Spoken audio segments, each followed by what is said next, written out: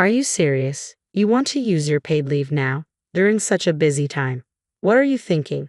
Mary, the executive, snapped at me. Yes, I'm serious. It's for my brother's wedding. Fine, take the day off. Actually, don't bother coming back at all. You're fired. Do you understand?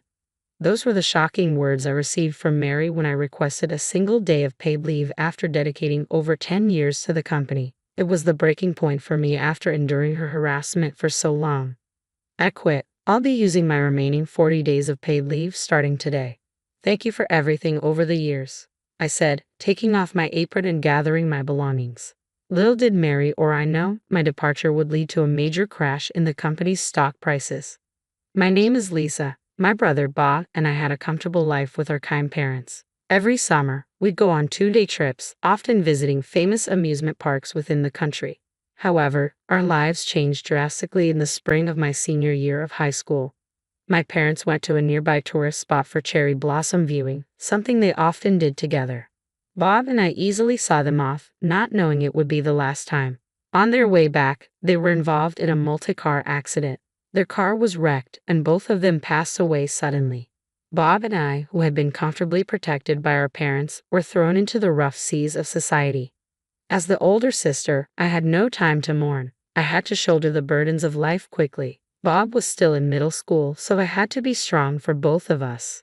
Holding back my tears, I took care of all the household chores. Fortunately, we had some savings and insurance money left by our parents, so we weren't immediately troubled by living expenses.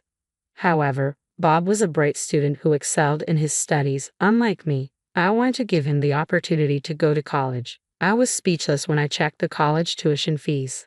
I had wanted to go to college myself and study nutrition, but that wasn't an option anymore. Deciding to use our parents' savings for Bob's college, I realized I needed to find a job as soon as I graduated from high school to sustain our future. My job hunt went relatively smoothly. When considering where to apply, I thought of working somewhere related to something my parents loved. That's when I found out about a confectionery shop called Johnson's, which made chestnut sweets, a favorite of my parents. The place was easily accessible from my house, so I set my sights on Johnson's as my top choice and poured my heart into the resume. Before I knew it, I was advancing to an interview with the president and quickly received a job offer. To celebrate, I bought a special chestnut cake and shared it with Bob. He tearfully apologized for making me give up on going to college because of him, but I kept telling him not to worry. He shouldn't worry about such things. I hugged him and repeatedly assured him it was okay. Although giving up on college was disappointing, I was genuinely happy to work at the store my parents loved. I learned that Johnson's, a confectionery store, was unusually a publicly traded company and quite large. I felt a little pride in being able to work at the main store. Life as a working adult was busy but fulfilling. I'd work all day, come home, cook dinner, clean up, and sleep. In the morning, I'd do laundry and head to the shop. Since I had decided to use the money my parents left for Bob's tuition, I supported our living expenses with my salary alone. I would score supermarket flyers for bargains to feed a hungry high school boy and myself while cutting down on food expenses. I wanted cute cosmetics now that I was working, but I settled for cheaper ones from the supermarket. I kept telling myself to save until Bob graduated from college. He offered to help with household chores, but knowing he studied late into the night, I firmly refused. When I told him, "We can't afford a gap year, so you need to study hard now to make up for it," he understood and began to study even harder. Every day his hard work paid off, and he got into a national university. We cried and celebrated together when he got into his first choice university. Once in college, Bob started part-time work, bringing a bit of ease to our lives. When he bought me a dress with his first paycheck, I was so moved that I cried on the train home. Bob's college years flew by quickly. He secured a job as an executive assistant at a company under Smith Holdings, a major corporation, and decided to move out after graduating. It felt like a hole was left in my heart when Bob, whom I raised like a parent, moved out, especially in the early spring chill. However, I was relieved that I could support him through college despite our parents' absence. At the confectionery shop where I have worked non-stop for 8 years, I have had many juniors and have become accustomed to the job. Now, there is almost nothing I don't know about the shop, and I have become good friends with the craftsmen and have become someone they can rely on. Yet being family-owned, the company retains some old-fashioned, harsh work practices. I had to do chores like waiting for the president's family and run personal errands for Mary, the president's wife. Mary was quite a handful, always wanting to be the center of attention. I tried to stay under her radar with big round glasses and a simple hairstyle, but still often faced her harassment. Still, I never thought of quitting. I wasn't sure if I, a high school graduate, could find another job easily, and I needed to support Bob. Plus, my pride in working with the chestnut cakes my parents loved kept me from considering leaving. Years after Bob started working, I received a call from him, sounding embarrassed. By all accounts, the proposal was a success. His fiancée, Maria, is the daughter of the president of the Smith Group, where he works. Bob, working as an executive assistant, had become close with the president's family and quickly formed a bond with Maria. With the blessing of the president and CEO, he had proposed to Maria, and they were now set to marry. "Sis, don't cry. I'll make things easier for you now," Bob said, noticing my tears of joy. "Bob, congratulations," I replied, truly overwhelmed with emotion. I couldn't find any other words and just kept repeating, "Congratulations." The wedding was set to take place in 3 months. It coincided with a busy season at the store, but nothing was more important than my dear brother's wedding. Besides, I had hardly used any paid leave so far. If not now, when would I use it? After hanging up the phone, I headed straight to my closet. As expected, I didn't have a dress suitable for a wedding. It's a once-in-a-lifetime event for Bob, so I wanted to wear something really stylish. I'll go dress shopping on my next day off. I need to get a new small purse too, I thought. I couldn't contain my excitement, as if it were my own big day. While my mind was filled with happiness about Bob's wedding, the company was facing tough times. Unable to bear Mary's bullying, 2 junior colleagues had resigned. Additionally, a veteran male employee left to take over his family business. Leaving so suddenly shows a lack of responsibility, Mary complained, ignoring the fact that her harassment was the cause. "It's true, especially at a time when we don't have enough hands." The president agreed. President Johnson is a yes man to Mary. It's pitiful that he can't stand up to his wife and follows her lead even at work. He's not reliable at all. With people leaving, the president and Mary didn't even think of hiring replacements. They dumped the extra work on us and just grumbled, which was truly exhausting. Still, I worked desperately, covering for the juniors who left. The wedding day approached before I knew it. I had planned to apply for a day off when Mary was in a good mood but hadn't found the right time to mention the wedding. With only 2 weeks left, I had to apply today. "Mary, good evening." "Oh, Lisa, what do you need?" "My brother is getting married." "That's great. Congratulations. And when are you getting married, Lisa?" I was just there to apply for leave. Why did she need to ask about my marriage prospects? Annoyed but not showing it, I continued, "Someday I will. For now, I'd like to take a day off on the 25th, Sunday." "What? You want to take a day off during this busy period? Are you serious?" "I am. It's my brother's wedding." "Fine, take the day off. Actually, you don't need to come back ever. You're fired. Understand? Fired. Fired after over 10 years of dedicated service, hardly taking any leave, and for my brother's wedding.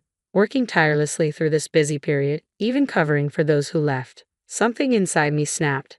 Perhaps it was the last straw after enduring years of Mary's harassment. "Then I'll resign. I'll use the remaining 40 days of my leave starting today. Thank you for everything over the years." As I spoke, I removed my bandana. Ignoring the stunned colleagues, Mary, and the speechless President Johnson, I grabbed my belongings from the locker and left the company without looking back. Despite being unfairly dismissed, I felt a strange sense of liberation once I stepped out of the company. Determined to sever all ties with them, my first stop was a mobile phone store.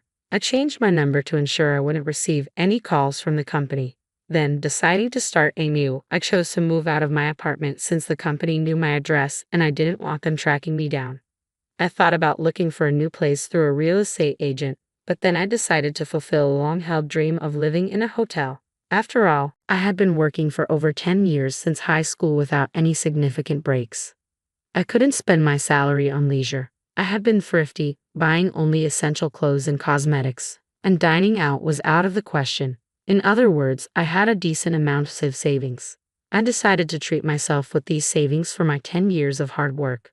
With that in mind, I checked into a business hotel near the station for a long-term stay. I jumped into the freshly made bed, marking the start of my comfortable hotel life. Finally, the day of Bob's wedding arrived. The bride, Maria, was the daughter of the well-known Smith Group's president. The wedding was held in a luxurious venue at a top-tier hotel. Thank you all for attending my sister's wedding today, began President Smith, Maria's brother, during his speech. The groom, Bob, has been working as my assistant and is an exceptionally talented young man, truly my right hand. It's a great happiness for my sister to marry such a capable and sincere man. For us at Smith Group, it's also a great addition to have such a strong character join our family, promising future growth and stability for our group. Tears welled up in my eyes during his speech. My brother had become more admirable than I ever imagined. Who would have thought he'd earn enough trust to marry the sister of a president? According to what Bob had told me, President Smith, the son of the chairman, is expected to be the next chairman of the group. Together with President Smith, my brother Bob is improving the performance of the company they currently manage. I recalled the sudden grief I faced in my senior year of high school when our parents passed away. Bob was just a middle schooler then. I, not yet fully an adult myself, seriously struggled with how to guide my brother into adulthood. Seeing the balance in the savings account left by our parents, I even contemplated dropping out of high school to work. Bob once hesitantly said, I wanted to attend a tutoring school during the summer break. I remember my smile being strained as I said, sure, go ahead and do your best. Through desperate money management and cooking efforts, I helped Bob graduate from college. Now he's doing a respectable job, good enough to marry into a more affluent family. This must be what they mean by a sister's pride. Maria, soon to be Bob's wife, was smiling happily beside him. The more I looked at her, the more I admired her elegant beauty. As a sister, what relieved me most was how kind Maria seemed. Every time something happened, their glances and shared laughter showed how deeply they were in love. It filled me with happiness too. It was during the meal with our family after the ceremony when Bob noticed something. Sis, is there something bothering you? I had hesitated for just a moment, lost in thoughts about my job situation, and Bob, sharp as ever, whispered in my ear. No, it's nothing serious. It doesn't have to be serious. Just talk to me about it, Bob insisted. It's not something to discuss on such a happy day. I'll tell you later. But now you've got me worried. Come here for a second. He gently pushed me behind a partition, giving us privacy. I teared up again at my brother's thoughtfulness. Sis, is it about your job? Did something tough happen? Bob had hit the nail on the head. Yes, it's about the job. I told them I needed a day off for your wedding, and they said they fired me. I got so mad I resigned on the spot. I ended up spilling everything, though I had intended to calm down and tell him later. Wait, sis, you worked so hard at Johnson's, and they fired you. Yes, remember I told you about that executive always giving me a hard time. She's in charge of attendance. When I asked her for a day off, she said if I'm taking time off during such a busy period, I'm fired. So I just said fine and left with my things. Bob was speechless. Didn't they call to apologize later? That was it. Yes, I just wanted to get away from the company, so I changed my cell phone number. I even moved out of my apartment since they knew my address. Now, I'm living a lavish hotel life with the money I saved. Bob didn't laugh at my attempt to lighten the mood. Maria, he called, peering from behind the partition. His bride, Maria, now in casual clothes instead of her wedding dress, hurried over, looking even softer. Bob briefly explained my current situation to her. Maria, let's make Lisa our first guest. We have a guest room in our house. I couldn't possibly. I don't want to be a burden on newlyweds. I'm actually enjoying my hotel life. Don't worry about me, I said, hurriedly trying to refuse.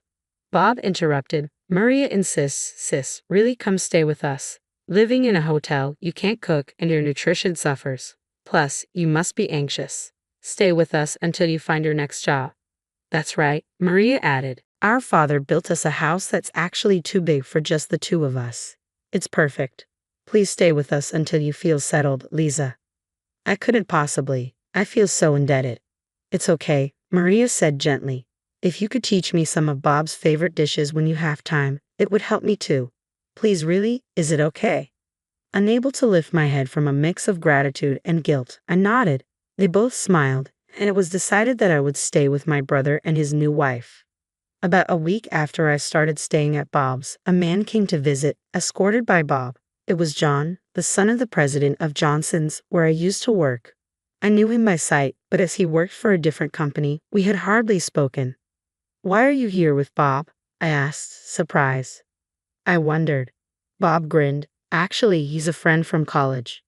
John spoke up. Regarding the many years you worked at Johnson's, my parents did something terrible. I can't apologize enough. He sincerely apologized. No, John, you don't need to apologize, I said. Well, I've been thinking of returning to the family business. I found out that your paid leave hasn't been compensated yet, so I'll make sure it's paid this week. Also, there's something confidential. John, not now. That's confidential to my sister too. Bob playfully stopped him. Though I couldn't find out the details, their demeanor made me think nothing bad would happen, so I decided to wait and see. A few days later, I saw on the news that Johnson's stock had plummeted. Had those two done something? Maria appeared with a smile. Lisa, I actually loved Johnson's chestnut cakes and held a lot of their stocks. But after what they did to you, Bob and I discussed it and sold them all. My father also held shares, and he was furious when he heard about their treatment of you, so we all sold them. This crash, I held quite a bit for investment purposes, and when I sold them all at once, it seems many others are selling Johnson's shares now. She showed me the screen of her tablet, displaying news about Johnson's staff resigning and incidents of harassment by Mary. Suddenly, Bob appeared. John and I bought most of the sold shares. With that, we can have a say in the management. Being the son of the president doesn't make John the president of Johnson's. At the next shareholders meeting, we plan to oust the current president and executive director and install John as president. We'll clear the bad reputation and compete again with delicious chestnut cakes. John has learned proper management at another company. He's trustworthy. I noticed you and John were planning something, but I never imagined this, I said. Right, sis. When John becomes president, would you support him again? This is a letter from him. Bob handed me the letter. The letter from John contained an apology and a request for me to come back, promising to never involve the current president or Mary in the company again. He asked if I would teach him about the business, becoming his right-hand person. John and I agree that we won't make you do unreasonable work, Bob assured. I couldn't help but smile at the earnestness of their offer. Returning to Johnson's, the company I had once left behind, was tempting. I truly loved Johnson's chestnut cakes and wanted to preserve the flavor cherished by my parents. So I nodded quietly yet firmly. When I rejoined the company, I found that most of the staff had resigned and relationships with suppliers were mostly damaged. It seemed a daunting task to turn things around. However, the staff who stayed were highly motivated, filled with a desire to protect Johnson's flavors. Moreover, craftsmen who had been with the company since the previous president's time and long-term suppliers were hopeful about John's leadership, which shone a ray of hope for revival. Just as the business started to improve, the former president and Mary showed up, apparently trying to make a comeback. When security tried to remove them, they began throwing office supplies. I immediately called the police. I'll sue you. How dare you do this? Mary screamed. I calmly presented past ledgers showing their embezzlement and audio testimony from former employees about Mary's harassment. They turned to John for help, but he firmly said, "What Lisa is saying represents the collective decision of the company, including myself."